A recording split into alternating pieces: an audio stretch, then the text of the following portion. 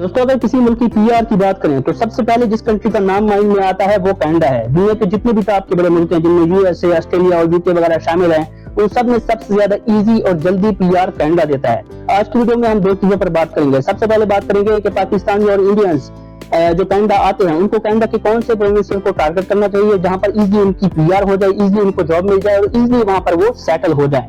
और दूसरे हम बात करेंगे कि सारी दुनिया अगर कनाडा की पीआर के बारे में बात कर रही है तो आखिर कनाडा की पीआर के बेनिफिट्स क्या हैं, इसके बारे में हम डिस्कस करेंगे। तो let's move to the first point. तो पाकिस्तान और इंडिया से जो भी लोग कनाडा आते हैं वो ज्यादातर टोरंटो और वैंकूवर जैसे सिटीज का रुख करते हैं और वहां पर सेटल होना चाहते हैं। नो डाउट वो बेस्ट सिटीज हैं, जॉइंट सिटीज हैं, लेकिन वहां पर कंपटीशन बहुत ज्यादा है, जॉब जो है ना इजीली नहीं मिलती और इसकी वजह है पॉपुलेशन। वहां की पॉपुलेशन बहुत ज्यादा है। एक तो मकामी लोकल लोग वहां पर रहना पसंद करते हैं, वहां पर जॉब करना पसंद करते हैं। दूसरा, जो बाहर से जो भी लोग आते हैं वो ज्यादातर वैंकूवर और टोरंटो जैसे सिटीज का रुख करते हैं, जिसकी वजह से वहां पर जॉब जो है ना इजीली नहीं मिल रही और पीआर भी इजी नहीं हो रही। मैं ऐसे अपने बहुत सारे दोस्तों को जानता हूँ, पाकिस्तानी भाई हैं अपने, जो 3-3 साल से वैंकूवर और टोरंटो जैसे इलाकों में रह रहे हैं और अभी तक उनकी पीआर नहीं हुई है। हालांकि कनाडा जो है ना जल्दी पीआर दे देता है, 1 साल या 1 साल से भी पहले जो है ना कनाडा में पीआर हो जाती है।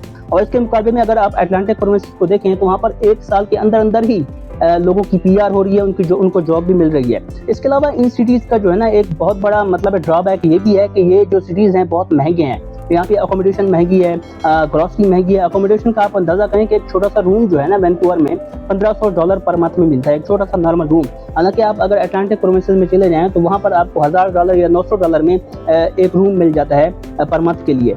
तो ये भी एक ड्रॉबैक है इन सिटीज का। वहाँ पर सेटल होना मुश्किल है, पीआर लेना बहुत मुश्किल है। तो मेरा मशवरा यही है कि जो भी लोग पाकिस्तान और इंडिया से देसी इलाकों से आ रहे हैं, ठीक है ना, कनाडा आ रहे हैं, तो उनको चाहिए कि वो अटलांटिक प्रोविंसेस का रुख करें और वहाँ पर वो सेटल हों। ठीक है, अटलांटिक प्रोविंसेस क्या है? ईस्ट कनाडा में जो 4 प्रोविंसेस हैं उनको अटलांटिक प्रोविंस बोलते हैं। इनमें Newfoundland, Labrador, New Brunswick, Prince Edward Island और नोवा स्कॉशिया, ये 4 प्रोविंसेस हैं, इनको अटलांटिक प्रोविंसेस बोलते हैं। इनकी पॉपुलेशन बहुत कम है, ठीक है ना, जॉब्स अच्छी हैं और इसके अलावा पॉपुलेशन कम होने की वजह से वहाँ पर कंपटीशन भी बहुत कम है, ठीक है ना, इतना ज़्यादा हैसल नहीं है। वहाँ पर इजीली आपको जॉब मिल जाएगी, इजीली वीज़ा मिल जाएगा और पीआर भी आपकी 1 साल के अंदर अंदर ही हो जाएगी, ठीक है ना। तो वहाँ पर सेटल होना जो है ना बहुत ही आसान है। लोग बहुत अच्छे हैं, पीसफुल जो है ना वो प्रोविंसेस हैं, ग्रीनरी ज़्यादा है और बहुत ही ज़बरदस्त हैं वो प्रोविंस। तो मेरा मशवरा ये है कि जो भी लोग पाकिस्तान और इंडिया वगैरह से आ रहे हैं तो उनको इन ये जो स्टेट्स हैं, अटलांटिक प्रोविंसेस हैं, ठीक है ना, स्टेट्स हैं, इनको टारगेट करना चाहिए ताकि इजीली वहां पर वो सेटल हो सके। तो अब हम बात करते हैं कैनेडियन पीआर के बेनिफिट्स क्या क्या हैं। तो सबसे पहला इसका बेनिफिट ये है फ्रीली वर्क एंड लिव। मतलब जब भी आपकी पीआर हो जाती है कनाडा में तो आप कनाडा में कहीं भी रह सकते हैं, कहीं किसी भी स्टेट में जा सकते हैं, वहां पर काम कर सकते हैं, जॉब कर सकते हैं, बिजनेस कर सकते हैं, वहां पर रह सकते हैं, ठीक है ना। तो अगर आप अटलांटिक प्रोविंस में आते हैं और 1 साल में आपकी पीआर हो जाती है तो उसके बाद आप अपना शौक पूरा कर सकते हैं और टोरंटो या वैंकूवर जैसे सिटीज में जा सकते हैं, वहां पर रह सकते हैं, जॉब कर सकते हैं, बिजनेस कर सकते हैं और वहां पर आजादाना आप मतलब घूम फिर सकते हैं, काम कर सकते हैं, ठीक है ना। तो ये इसका बहुत बड़ा फायदा है। दूसरा इसका फायदा ये है सिटीजनशिप, यानी कि 1 साल के बाद अगर आपको पीआर मिलती है तो उसके 3 साल के बाद जो है ना आप सिटीजनशिप के लिए कनाडा की अप्लाई कर सकते हैं। मतलब टोटल 4 साल हो गए, 4 साल में आप कनाडा की सिटीजनशिप के लिए अप्लाई कर सकते हैं।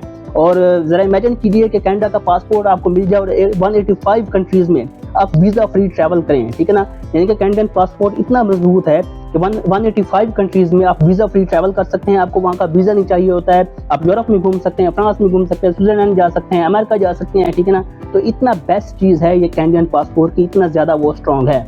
अगर थर्ड बेनिफिट की बात करें तो वो आता है फैमिली स्पॉन्सरशिप। जब भी किसी की पीआर होती है तो वो अपनी फैमिली को कनाडा में बुला सकता है, उनको वहाँ पर सेटल कर सकता है, ठीक है ना जी। और जो फैमिली के मतलब जो उनके बच्चे होते हैं उनकी जो एजुकेशन होती है वो भी बिल्कुल फ्री होती है। तो ये इसका बहुत बड़ा बेनिफिट है। चौथे नंबर पे आता है फ्री एजुकेशन। 12 क्लासेस तक जिसकी भी पीआर हो जाती है, 12 क्लासेस तक वैसे ही उसकी एजुकेशन फ्री होती है, ठीक है ना। उसके बाद अगर वो हायर एजुकेशन हासिल करता है तो वो उसके जो एक्सपेंसेस हैं वो भी बहुत कम होते हैं, उसके ड्यूज बहुत कम होते हैं as compared to international students. अगर इंटरनेशनल स्टूडेंट्स वहाँ पर आते हैं तो उनके जो ड्यूज होते हैं वो बहुत ज़्यादा हाई होते हैं, उनको बहुत बड़ी अमाउंट पे करना पड़ती है अपनी एजुकेशन के लिए। लेकिन इसके मुकाबले में जिसकी पीआर हो जाती है उनको जो है ना एजुकेशन में बहुत ही कम ड्यूज देना पड़ते हैं। तो ये इसका बेनिफिट है।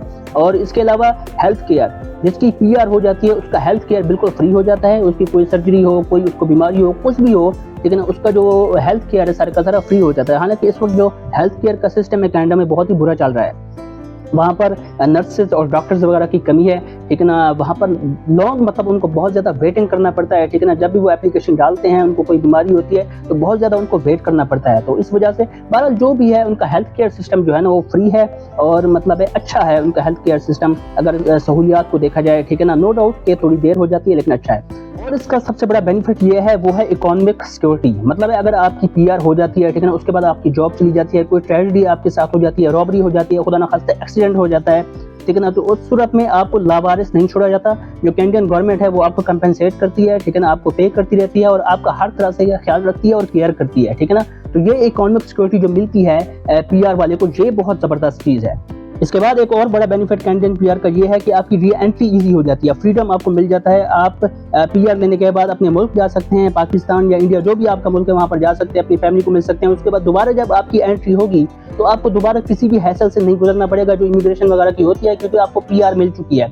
आप अपना पासपोर्ट पकड़ेंगे अपने मुल्क का, ठीक है ना, इसके बाद आपका पीआर कार्ड जो होगा वो आपके साथ होगा और आपकी इजीली जो है ना वो टिकट हो जाएगी, आप वहाँ पर पहुँच जाएंगे कनाडा में। दोबारा आपकी री एंट्री बिल्कुल ही आसान और ईजी होगी, ठीक है ना, इसका कोई आपको मसला सामना नहीं करना पड़ेगा। बस ये ख्याल रखना पड़ेगा कि 5 साल में ना आपको 2 साल जो है ना कनाडा में लाजमी गुजारने हैं, 5 साल के अरसे में, ठीक है ना। अगर 2 साल से कम आप कनाडा में रहेंगे तो आपकी पीआर कैंसिल हो जाएगी ना, तो इस चीज़ का जो है ना ख्याल रखना ज़रूरी है।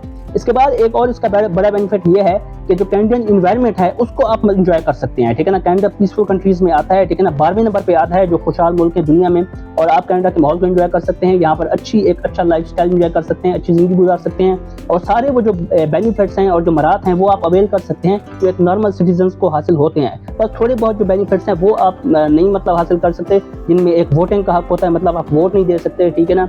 और बाकी जितने भी बेनिफिट्स वगैरह हैं वो आप कैनेडियन पीआर पे एंजॉय कर सकते हैं और ये एक बहुत बड़ा फायदा है कैनेडियन पीआर का। तो ये थी कि आज की वीडियो।